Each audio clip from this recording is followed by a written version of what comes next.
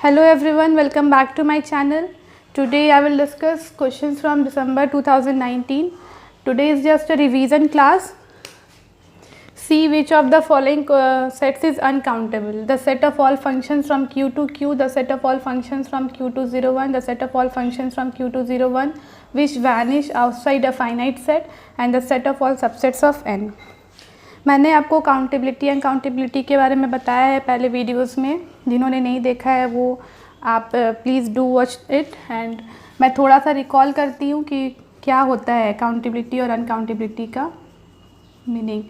First of all see countability हम कैसे define करते हैं. कोई भी सेट काउंटेबल कब होगा, जब वो 1-1 कॉरेस्पॉन्डेंस विद नेचुरल नंबर होता है. ठीक है, बोलने का मतलब है कि अगर हम नेचुरल नंबर्स के सेट को देखें तो ये काउंटेबल है और इसकी कार्डिनलिटी को हम अल्फ़ा नॉट से रिप्रेजेंट करते हैं. ठीक है, I am just giving you a overview, you can get it in any book. And C N की cardinality alpha naught and real numbers की कार्डिनलिटी होती है सी कंटिन्यूम और अल्फ़ा नॉट. तो ये set of natural numbers are countable and set of real number is uncountable. ये uncountable होता है. अब हम क्या देखते हैं कि काउंटेबिलिटी किसी सेट से किसी सेट में कैसे देखेंगे. सपोज़ कोई फंक्शन है फ्रॉम x टू y. ठीक है, तो ये होता है डोमेन उस फंक्शन का एंड ये कोडोमेन. सपोज़ इसमें कुछ एलिमेंट्स हैं, इसमें भी एलिमेंट्स हैं, तो the elements of the set x are mapped into the elements of the set y. इस तरह से मैपिंग होती है. तो ये function from x to y defined है. Then the number of functions from set x to y, the set of all functions is, क्या बोलेंगे अगर सपोज़ करिए कि x की कार्डिनलिटी m है और y की कार्डिनलिटी n है. Cardinality means number of elements in the set. ठीक है, इसके नंबर ऑफ एलिमेंट्स n है, इसके नंबर ऑफ एलिमेंट्स m है. Then the set of all functions from x to y is n to the power m, means cardinality of the set y to the power cardinality of the set x. ये सब मैंने पहले भी discuss किया है, just recalling.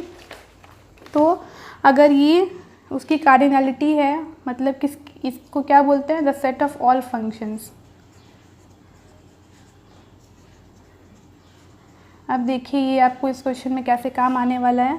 जब हमें पूछा the set of all functions from Q to Q, तो Q क्या है, रैशनल नंबर्स, और रैशनल नंबर्स की कार्डिनलिटी नेचुरल नंबर्स के बराबर ही होगी, इक्विवेलेंट होता है. ठीक है, और ये इसके बराबर होती है अल्फ़ा नॉट के बराबर, इसकी कार्डिनलिटी को रिप्रेजेंट करते हैं.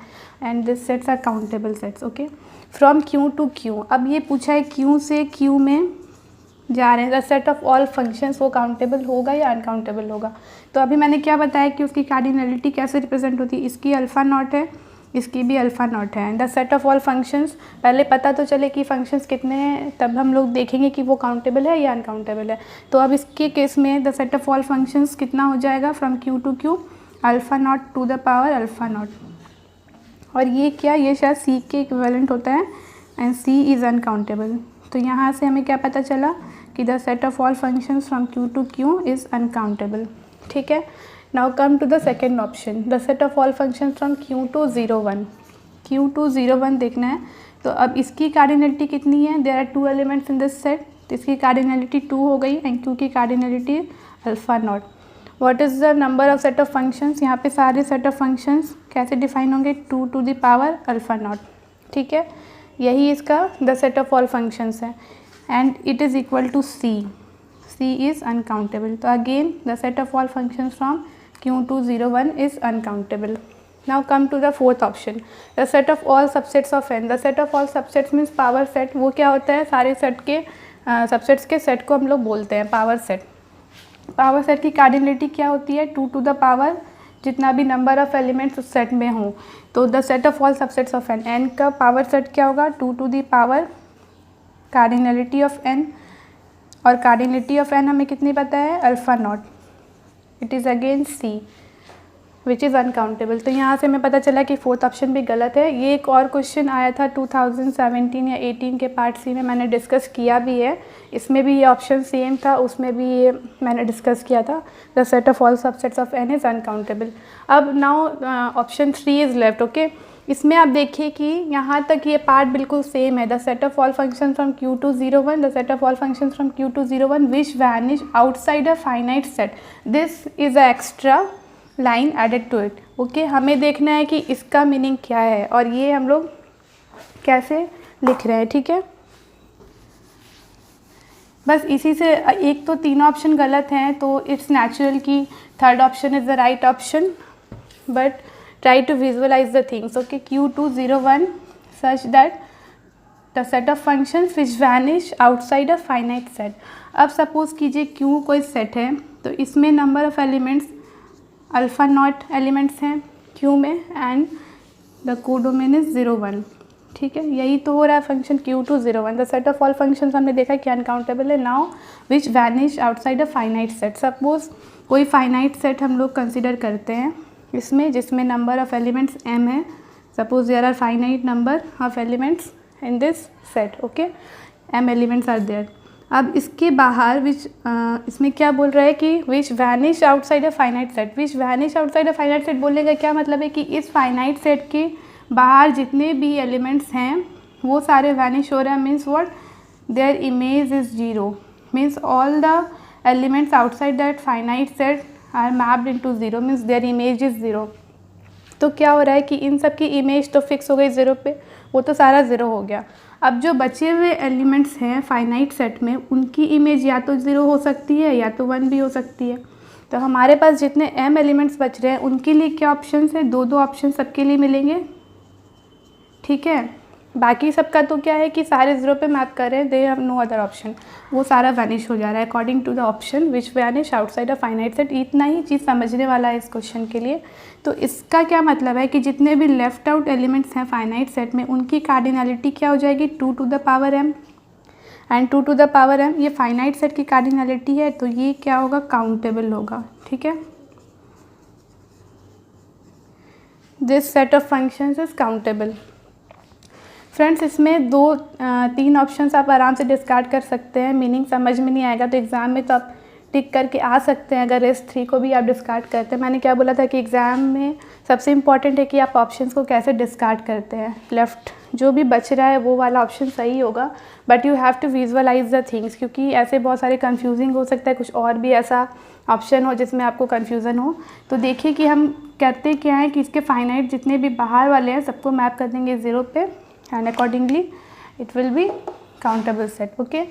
ये हो गया एक क्वेश्चन। और मैं एक क्वेश्चन और डिस्कस करूँगी, वो भी 2019 दिसंबर का है। जैसे कि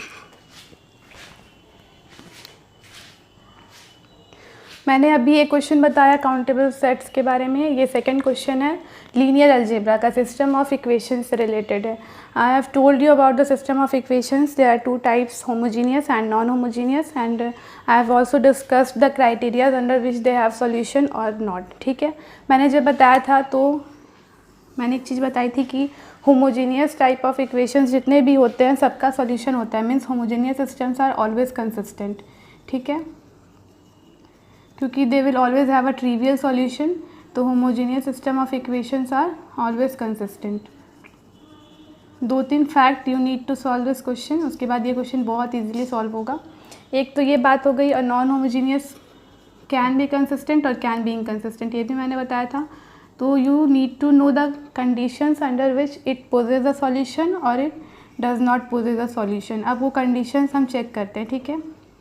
कंडीशंस क्या होती थी, non homogeneous system of equations के केस में जो रैंक ऑफ मैट्रिक्स ए होता था, अगर वो लेस हो जाए rank of augmented matrix A के, उस केस में इसका कोई सॉल्यूशन हमें नहीं मिलता था। उस केस में ये इनकंसिस्टेंट या फिर नो सॉल्यूशन हम बोलते हैं, ठीक है।